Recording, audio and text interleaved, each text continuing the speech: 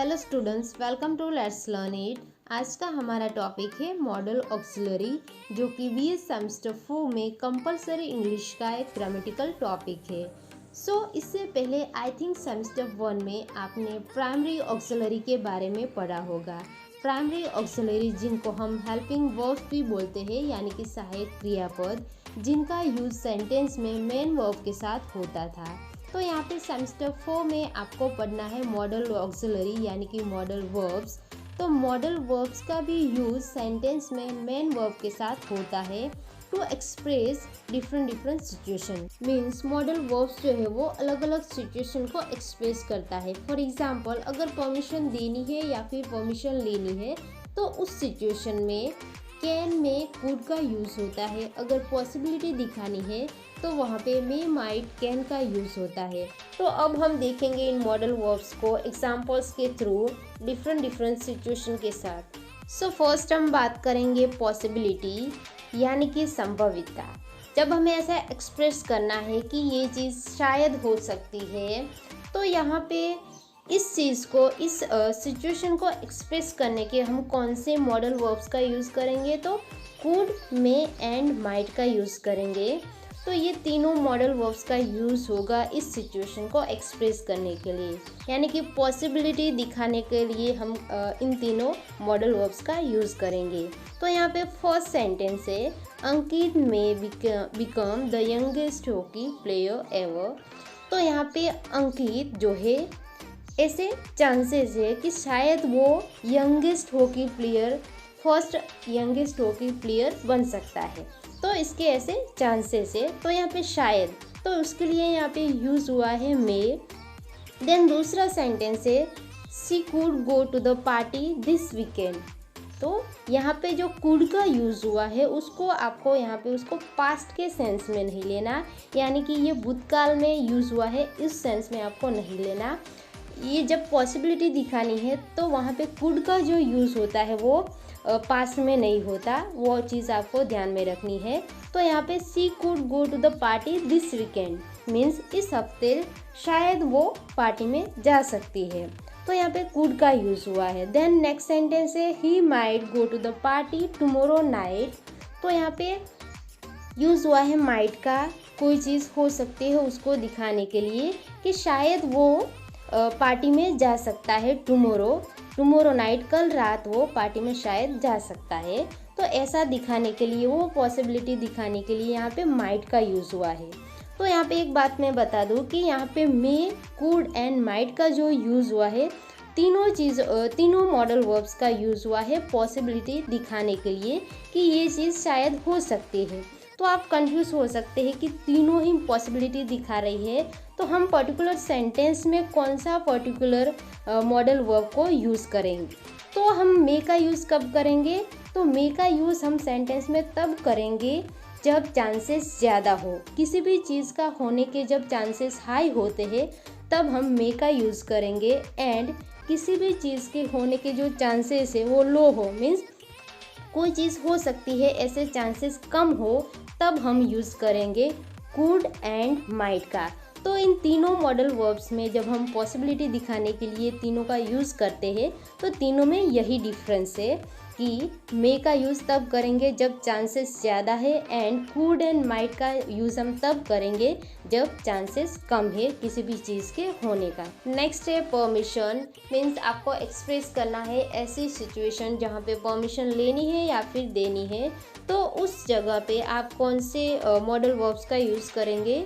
तो मे, can and could का use होगा परमिशन लेने के लिए या फिर देने के लिए। तो फर्स्ट सेंटेंस है, may I leave for the meeting. क्या मैं मीटिंग के लिए जा सकता हूँ या फिर जा सकती हूँ? Then can I take your book. क्या मैं तुम्हारी बुक ले सकती हूँ? Then you may go home if you want. अगर आप चाहे तो आप घर जा सकते हैं। Then you can use this chair. तुम इस चेयर को यूज़ कर सकते हो। Then could I sit here. क्या मैं यहाँ पे बैठ सकती हूँ? तो इन सेंटेंसेस में आपने देखा कि मे, कैन एंड कुड का यूज़ हुआ है परमिशन लेने के लिए एंड देने के लिए। तो आप यहाँ पे अब सोचेंगे कि इन तीनों में डिफरेंस क्या है?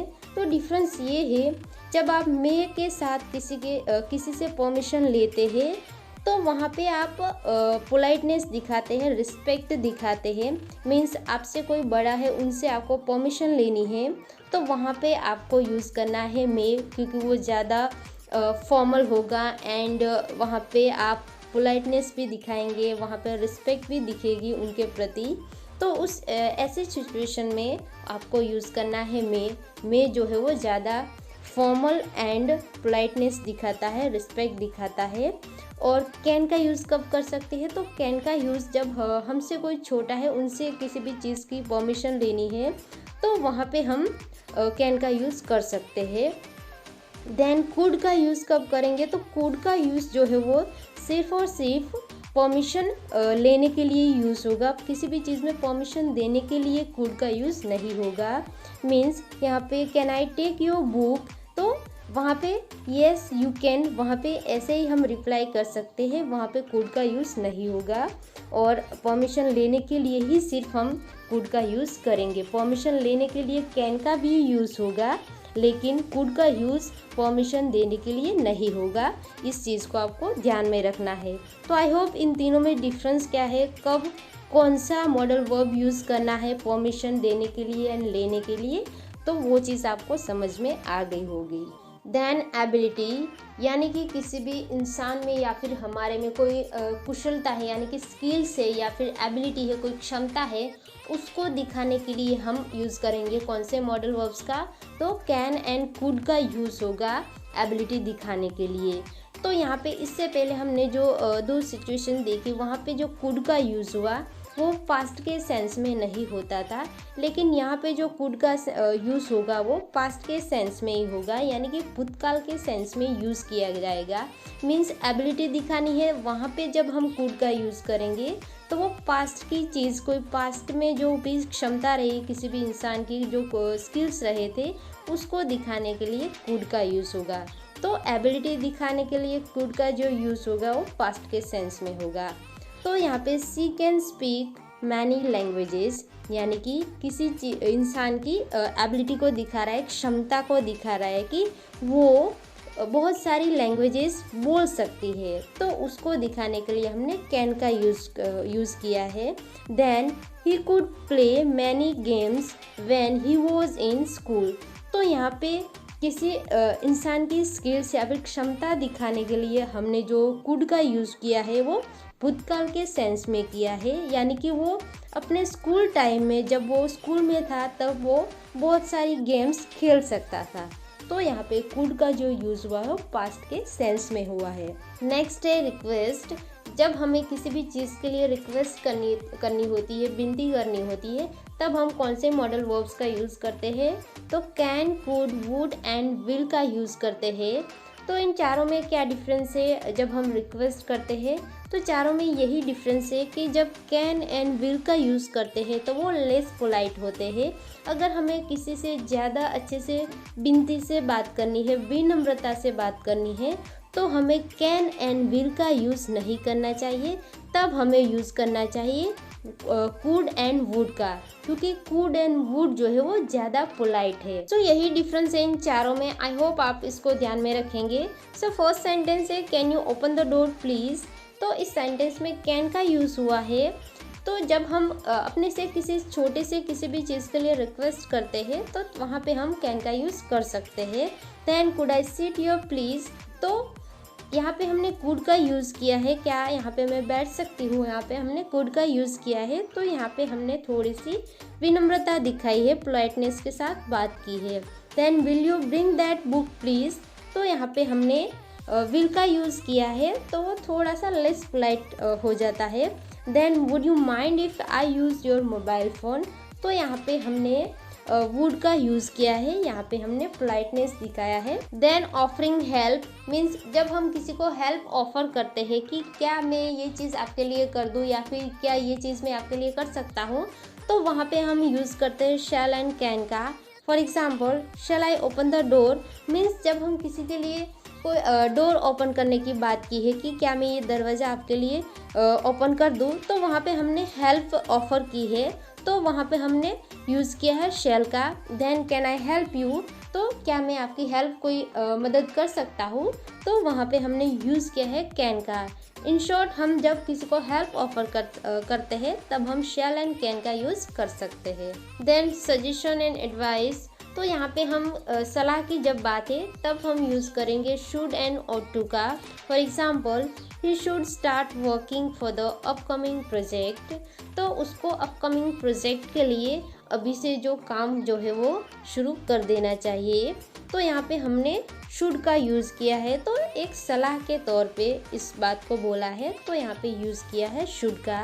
Then you ought to tell your parents about your result, तुम्हें अपने रिजल्ट के बारे में अपने पेरेंट्स को बोल देना चाहिए, तो यहाँ पे यूज़ किया है ought to का। Then you should not smoke, यहाँ पे भी एक सजेशन दिया गया है, एक सलाह दी गई है कि तुम्हें स्मोक नहीं करना चाहिए। तो जब हम सजेशन की बात करते हैं तब हम यूज़ करेंगे शुड एंड ought to का। Then obligation, necessity and command means ऐसी सिचुएशन कि जहाँ पे वो चीज़ हमारे लिए कंपलसरी होती है, वो चीज़ करना हमारे लिए मस्ट होता है, या फिर ऐसी कोई भी चीज़ जो हमारे लिए ऑब्लिगेशन बन जाता है, मीन्स वो हमारी नैतिक फ़र्ज में आती है, वो हमारी मॉरल ड्यूटी में आती है। तो ऐसी सिचुएशन में must, have to and need to का यूज़ होता है, ये तीनों मॉडल वर्ब्स का यूज़ होता है। For example she must follow the rules, उसको ये जो रूल्स है वो उसको फॉलो करने ही चाहिए, मीन्स ये रूल्स उसको फॉलो करने ही पड़ेंगे। Then you need to work hard in order to crack this exam, तो इस एग्ज़ाम को क्लियर करने के लिए तुमको बहुत सारा हार्ड वर्क करना पड़ेगा। तो यहाँ पे भी वो चीज़ उसके लिए मस्ट है कि एग्ज़ाम अगर क्लियर करना है तो ऑब्वियसली उसको हार्ड वर्क करना ही पड़ेगा, तो उसके लिए ये चीज़ है वो कंपलसरी है, हार्ड वर्क करना कंपलसरी है। Then I have to leave for the meeting, तो मीटिंग के लिए मुझे जाना ही पड़ेगा। तो इस तरह की जो मस्ट सिचुएशन होती है वहाँ पे इन तीनों मॉडल वर्ब्स का यूज़ होता है, must, have to and need to का।